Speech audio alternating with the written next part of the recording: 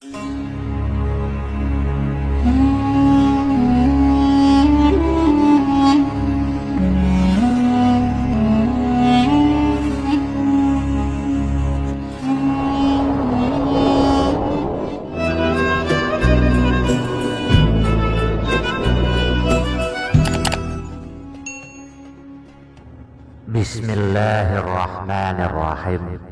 Assalamualaikum warahmatullahi wabarakatuh. Alhamdulillah. Allahumma salli wa sallim wa barik ala sayyidina wa maulana Muhammad wa ala alihi wa sahbihi wa barik wa sallim. Jamaah setia channel Maswil Huda yang dirahmati Allah, harapan dan doa saya semoga saudaraku semuanya selalu diberikan kesehatan, dilapangkan rezekinya, diampuni dosa-dosanya, dan dipanjangkan umurnya. Amin ya rabbal alamin. Ketahuilah wahai saudaraku, di dalam sebuah hadis Rasulullah sallallahu alaihi wasallam, hadis yang sahih riwayat Ibnu Majah daripada Ibnu Abbas radhiyallahu anhu. Qala Rasulullah sallallahu alaihi wasallam, Rasulullah bersabda, "Thalathun la tartafi'u salatuhum fawqa ru'usihim shibra." Ada tiga kelompok, tiga golongan manusia yang salatnya tiada terangkat walau hanya sejengkal di atas kepalanya. Maksudnya salatnya tidak diterima oleh Allah subhanahu wa ta'ala. Oleh karena itu, mari wahai saudaraku, kita sama-sama menyimak apakah kita termasuk dari salah satu dalam kelompok ini. Kalau sekiranya kita termasuk di dalam salah satu tiga kelompok ini, maka berusahalah sekuat tenaga, berikhtiar serta berdoa kepada Allah subhanahu wa ta'ala. Moga Allah memberi petunjuk kepada kita semua. Moga Allah memberi perlindungannya kepada kita semua, sehingga kita untuk kedepannya tidak termasuk lagi di dalam salah satu dari tiga golongan ini. Yang pertama, sesuai hadis Rasulullah sallallahu alaihi wasallam, salatnya tidak terangkat walau hanya sejengkal di atas kepalanya, tidak diterima oleh Allah subhanahu wa ta'ala, yaitu rajulun amma qaumam wa hum lahu karihun. Orang yang mengimami sebuah kaum tetapi kaum itu membencinya. Ulama tafsir menafsirkan makna imam di sini menjadi dua. Yang pertama, imamatus sukra. Maknanya imam kecil, yaitu imam sholat. Apabila dia maju menjadi imam di dalam sholat, di belakangnya makmum tidak menyukainya, maka imam tersebut sholatnya tidak terangkat di atas kepalanya. Maksudnya tidak diterima oleh Allah subhanahu wa ta'ala. Ketidaksukaan di sini, ketidaksukaan oleh makmum tentu beralasan syar'i, bukan alasan karena panjang ayat ataupun karena rukunya. Akan tetapi sang imam kadang fasik, ataupun sang imam kadang jahil, ataupun sang imam kadang berperilaku buruk, sang imam kadang tukang fitnah, sehingga makmum tidak menyukai menjadi imam. Imam tersebut tidak diterima salatnya oleh Allah subhanahu wa ta'ala, beralasan dengan alasan syar'i. Yang kedua, ulama tafsir menafsirkan kata imam, yaitu imamatul kubra. pemimpin umat, baik sultan, khalifah, presiden, gubernur, bupati, dan lainnya.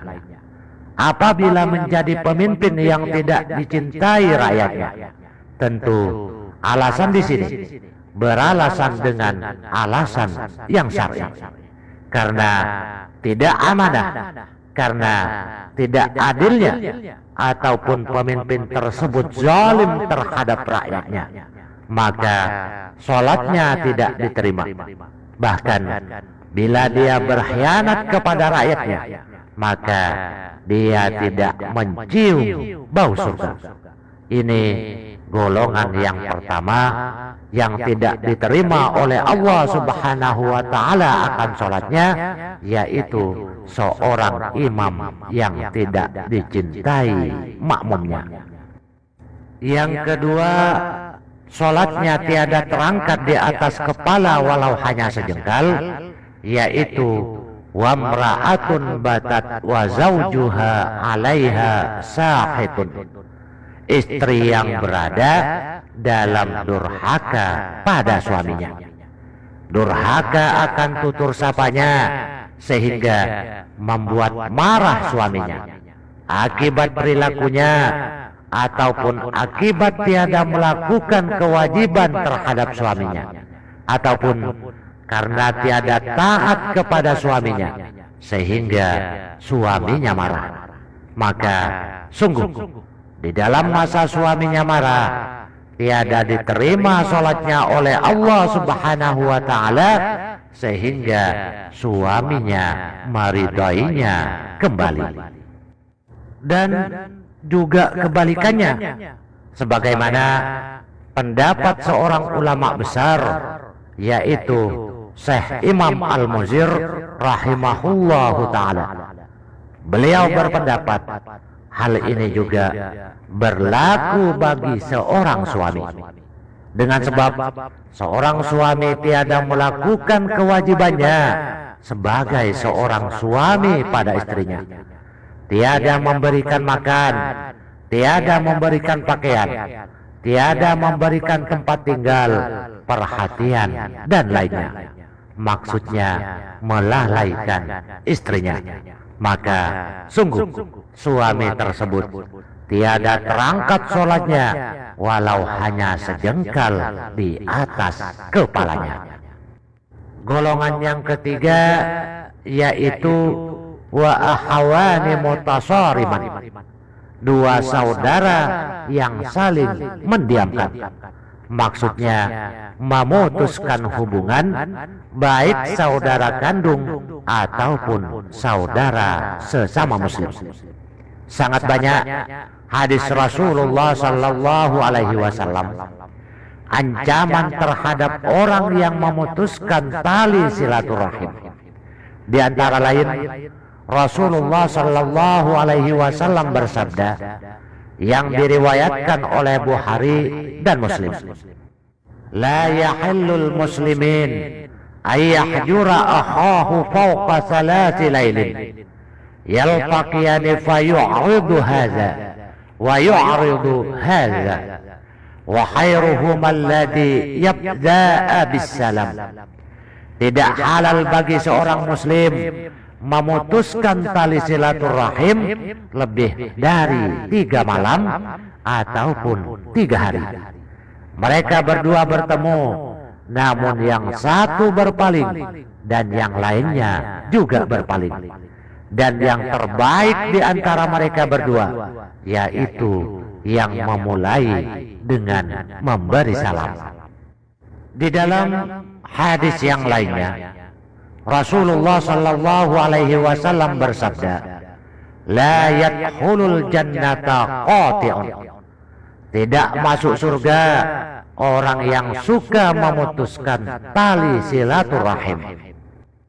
Di dalam hadis yang lain, riwayat daripada Abu Hiras As-Sulami radhiyallahu anhu, man hajara ahahu sanatan fahuwa kasafki dami, barang siapa memutuskan hubungan dengan saudara selama setahun, maka seakan-akan dia telah menumpahkan darah saudaranya.